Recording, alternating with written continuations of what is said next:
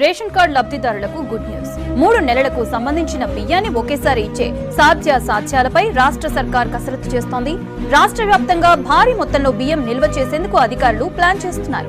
రాష్ట్రంలో మే నెల quota ration బియ్యం పంపిణీ ప్రక్రియ పూర్తవుతున్న నేపథ్యంలో జూన్లో 3 నెలల కోటాను విడుదల చేస్తామని రాష్ట్ర ప్రభుత్వం కేంద్రానికి తెలియజేసినట్లు సమాచారం. 3 నెలలకు కావలసిన సన్న బియ్యాన్ని సమకూర్చుకునేందుకు సివిల్ సప్లై ఆఫీసర్లు కసరత్తు చేస్తున్నారు. ఇందులో భాగంగా రాష్ట్ర వ్యాప్తంగా స్టేజ్ 1, స్టేజ్ 2 గోదాముల్లో మే నెల పంపిణీకి పోగా ఇంకా ఎన్ని టన్నుల బియ్యం నిల్వలు ఉన్నాయనే వివరాలు సేకరిస్తున్నారు. వీటి ఆధారంగా జూన్, జూలై, ఆగస్టు నెలలకు సంబంధించిన రేషన్ కోటాను జూన్ నెలలోనే పంపిణీ చేసేలా ప్రణాళిక తయారు చేస్తున్నారు. ప్రతి నెల 1.75 లక్షల టన్నుల బియ్యం అవసరమైన నేపథ్యంలో 3 నెలలకు సంబంధించి సుమారు 5.25 లక్షల టన్నుల బియ్యం అవసరమవుతాయని భావిస్తున్నారు.